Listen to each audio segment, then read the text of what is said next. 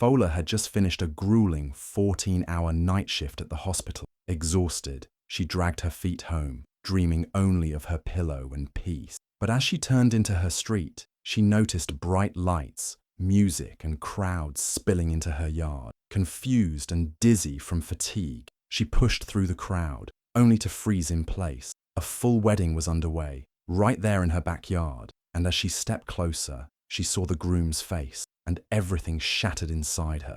Fola was the kind of woman who never complained, no matter how hard life became. She worked long hours as a nurse, often through the night, just to make sure there was food on the table and medicine for her aging, widowed father. After her mother passed away, she took over every responsibility without ever asking for help. She cleaned, cooked, paid the bills, and still found the strength to smile. Fola didn't live for riches. All she wanted was peace, respect, and a little bit of love. And that love, she thought, had come in the form of Ikon, a soft-spoken school teacher who always made time for her. They had been seeing each other quietly for over a year. He wasn't flashy or rich, but he had a gentle way of making her feel seen. He would send sweet messages, call her during her breaks, and listen when she was tired after a long shift. Fola believed their love was real, a simple, quiet kind of love that made all her sacrifices feel worth it. She never asked him for gifts or promises of a grand future. She just wanted someone to believe in her, the way she believed in him. Every night shift she worked, every sleepless morning she came home to care for her father, she held on to the hope that one day things would be better, that maybe she and Ikon could build something beautiful together. But Fola had no idea that the love she trusted so deeply was hiding a secret that would break her heart in the cruelest way. Fola's eyes were heavy as she stepped off the bus. Her legs ached from standing all night, and all she wanted was to collapse into her bed. The hospital shift had been long and draining, with barely a moment to rest. As she turned into her street, she noticed something strange. There were so many cars parked on both sides of the road, and they all looked expensive. Big SUVs and shiny sedans she didn't recognize. Her heart began to race, but she told herself to stay calm. Maybe someone nearby was throwing a party. As she got closer to her house, the sound of music grew louder. It wasn't just music, it was celebration music. Drums, laughter, singing, even people dancing. Fola rubbed her eyes, thinking maybe the tiredness was making her see things. But no, the scene was real. Her front yard, the very space where she used to hang clothes and sweep every morning, had been transformed completely. Big white tents stood tall, decorated with flowers and golden ribbons. Rows of white chairs were filled with guests dressed in fine lace and expensive traditional wear. Caterers moved quickly, carrying trays of food and drinks. Children ran around in matching outfits. It was a full wedding. Fola stood still, unable to take a step forward. Her heart beat faster, her mind spinning. She looked around, hoping to find a familiar face, someone to explain what was happening. Her house, the place she called home, was at the center of this grand event. She forced herself to move, walking slowly through the crowd. Nobody stopped her. Some guests gave her curious looks, but most were too busy smiling and celebrating to care. She whispered to herself, "Whose wedding is this? Why is it happening here?" But no answer came. The closer she got to the front, the more her chest tightened. Something didn't feel right. Something was very, very wrong. Fola pushed through the crowd slowly, still trying to understand what was happening. Her heart was beating so fast she could hear it in her ears. She passed smiling guests, loud music, and camera flashes. Every step felt heavier than the last.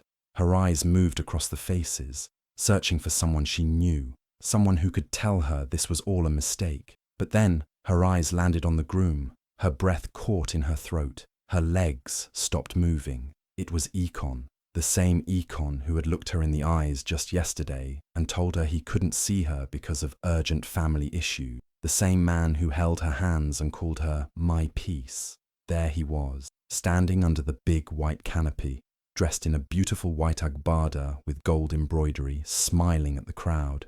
But when he saw her, everything changed. Ikon's smile disappeared. His eyes met hers for only a second before he quickly looked away, pretending like he didn't know her.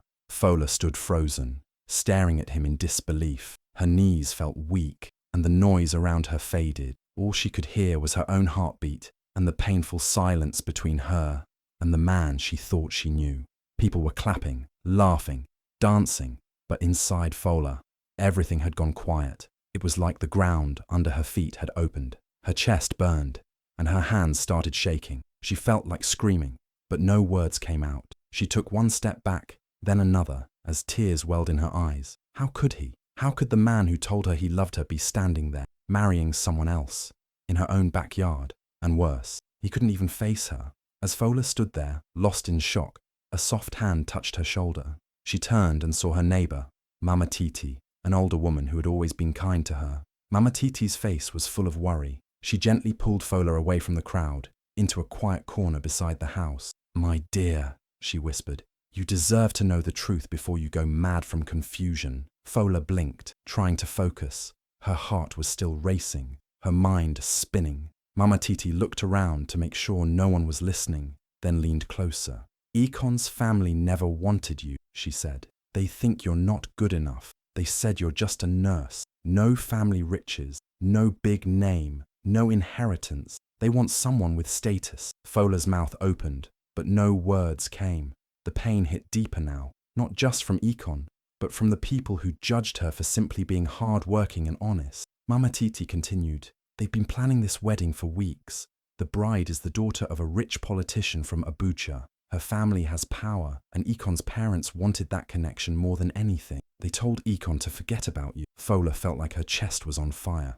Every word stabbed like a knife. She had no idea this was happening behind her back, while she was busy working night after night, thinking she was building a future with Ikon. But then came the worst part. Mama Titi sighed deeply.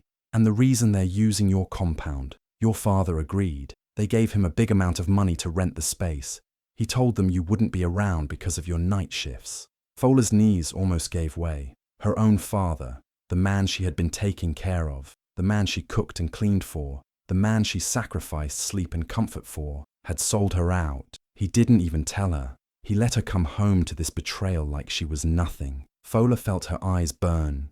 It wasn't just heartbreak now. It was deep, raw betrayal from every corner of her life. And in that moment, standing in the shadows of her own backyard, Fola knew something inside her had changed forever. Fola walked slowly into the house, her hands trembling. Her father was sitting on the sofa, pretending like nothing had happened outside. But the moment he saw her face, pale and filled with pain, he looked down. Fola's voice shook as she asked, "Daddy, how could you let this happen here, in our own compound?" He sighed and didn't meet her eyes. "Fola, I had no choice," he said quietly. "No choice?"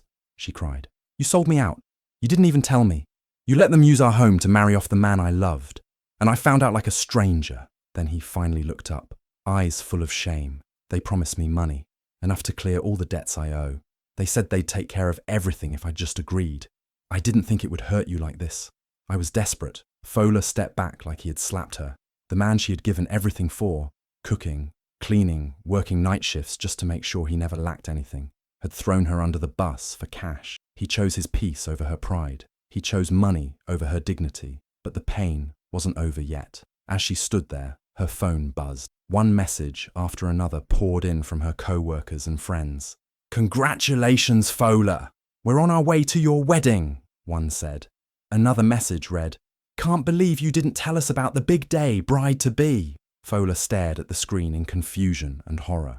She opened the attached pictures, fake wedding invitations, with her name printed boldly as the bride. Tears rolled down her face. Ikon's family hadn't just betrayed her quietly, they had turned her into a joke. They used her name to invite people just to cover their lies, so that no one would suspect anything. People thought she was the bride, while the real bride was someone else. Her co-workers were probably getting dressed, bringing gifts, expecting to celebrate her love story. The humiliation was unbearable. Fola stood frozen, her heart shattered into tiny pieces. In one day, she lost the man she loved, the trust in her father, and the respect she had worked so hard to earn. This wasn't just heartbreak. This was war, and deep inside, something strong and dangerous had just woken up. Fola stood outside for a long moment, her heart beating like a drum, but her face showed no emotion. All the pain, all the shock, it was buried deep now. She had cried enough. Now she was calm,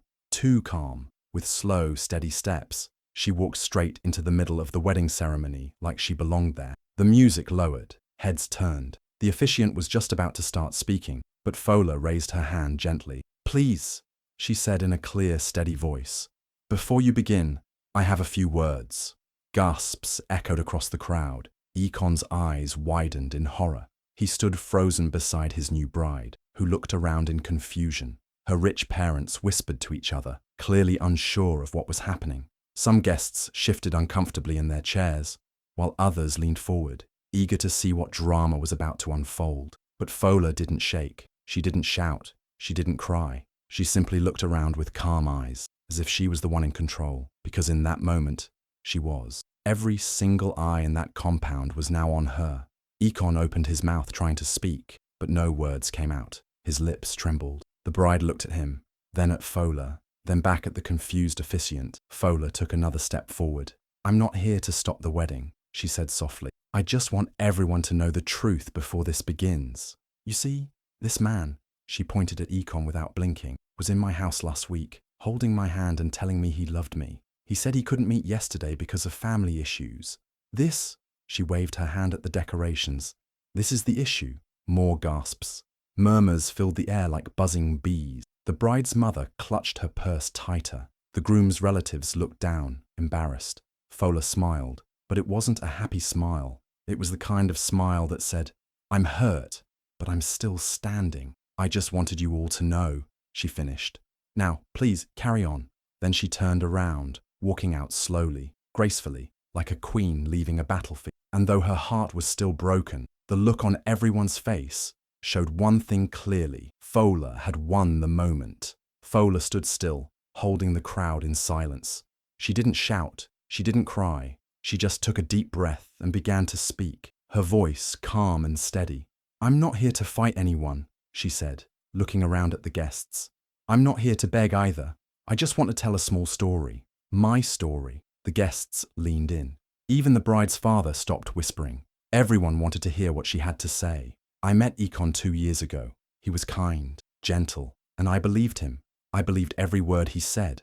I worked night shifts as a nurse, and even when I was tired, I would still come home and cook, clean, and care for my father. I gave everything I had, my time, my energy, my heart, to 2 men. One I loved like a partner, the other I loved like a father." She looked at Ekon and her father, both standing still like statues. "I never asked for gold. I never wanted big things. I just wanted respect, truth, loyalty." Gasps came from different parts of the crowd. Some people started shaking their heads in disbelief. "I didn't know," she continued, "that my love was not enough. I didn't know that my job as a nurse made me less. But today, I see everything clearly." She reached into her small handbag and pulled out a white envelope. She held it up. "This is a letter from a global health organization. They are honoring me. Yes, me, the same woman who is just a nurse, for saving over 150 lives during the last disease outbreak. The same letter has now been shared all over social media. People around the world are celebrating me." She turned and looked straight at the bride's parents. "You wanted a wedding filled with wealth, but what you don't know is that dignity, hard work, and love are richer than gold." Then she placed the letter on the table beside the wedding cake and stepped back. Nobody spoke, not even the officiant. The only sound was the soft rustling of the wind. And just like that, with calm words and quiet truth, Fola didn't just take back her power. She owned the whole moment. The moment Fola stepped back and placed the letter down, silence filled the air. But it didn't last long. The bride's father, a powerful man known by many, slowly stood up from his seat. His face was tight with anger, and his voice cut through the quiet. "What is this?" he shouted, pointing at Ekon and his family. "What kind of nonsense is this? Who lies like this?" People turned to watch him. Guests whispered. The bride looked lost and confused, her hands shaking as she looked from Fola to Ekon. "You told us she was just a tenant," the bride's father yelled. "You said she had no connection to this man, that she was just living in the house while you prepared for this wedding." Ekon's mother stood up quickly, trying to calm him. "Please, sir, let us explain." "Explain what?" He cut her off. "That your son was living a double life? that he used this poor girl and let her think she was the only one, while you were collecting bride price behind closed doors. The bride's mother covered her mouth in shock. The bride herself sat down hard, her white dress crumpling beneath her, tears spilling down her cheeks. "I will not allow this," the official roared. "This wedding is over. It ends now." Gasps filled the tent. Someone dropped a glass. A baby started crying in the background. Ikon tried to speak, stuttering, but no one listened. His voice was swallowed by the chaos. The officiant slowly closed his book. The musicians stopped playing. Guests began to stand up, some shaking their heads, others whispering in disbelief. Ikon's mother rushed to her son, trying to defend him, but the bride's family was already walking out, leaving behind their expensive decorations, food, and gifts. And Fola, she stood quietly in one corner, her eyes calm. She didn't scream, didn't run. She had said her truth, and now the lies were breaking apart on their own. The wedding that was supposed to show off riches and power had turned into a disaster, all because of a woman who had nothing but truth, and that was more powerful than anything money could buy. The next morning, the internet exploded with Fola's story. Someone at the wedding had secretly recorded her calm but powerful speech, and now the video was everywhere. It was on blogs, Instagram, TikTok, Facebook. People were sharing it faster than wildfire. In the video, Fola stood with grace, speaking her truth without shouting, without insults. Just facts from a woman who had been betrayed but refused to be broken. People across the country were touched. They couldn't believe how much strength she had, standing there after everything, after being lied to, used, and humiliated. Comments flooded in, calling her a queen, a warrior, and a true example of grace under pressure. Even news stations picked up the story, calling it the wedding that uncovered the truth. While Ikon and his family were being dragged online, Fola was being celebrated. Strangers were praying for her, encouraging her, and thanking her for reminding everyone what true strength looked like. Many said she inspired them to stand up for themselves, to stop being silent when treated unfairly. By the afternoon, her phone rang. It was a call from a powerful women's foundation. They had seen her story and were moved by her courage. They told her they believed she had leadership, in real leadership. They offered her a scholarship to study public health leadership abroad. They said the world needed more women like her, strong, wise, and brave. Fola couldn't believe it. The same world that tried to shame her yesterday was now lifting her up. Her hospital also called. They promoted her to lead nurse, saying her calm response in a moment of crisis showed she had more than just medical skills. She had true leadership. From tears to triumph, Fola's life began to change. She was no longer the girl everyone overlooked. She became a voice for women, a light to many, and proof that dignity always wins in the end. Ikon couldn't believe it. After everything that happened, he tried to reach out to Fola, sending her desperate messages, calling her phone over and over. He needed to explain, to beg for her forgiveness. But Fola, who had once given him all her trust and love, was no longer waiting for him to fix things. She had moved on. Then came her father. He showed up at her door crying, apologizing, asking her to come back home. He had made a mistake, he said, and he was sorry for choosing money over her happiness. He begged her to forgive him and return to the life they once had. But Fola had already made her decision. She was done living for others, done giving all of herself to people who didn't value her. Fola had packed her things and moved into a new apartment, one that was small but hers.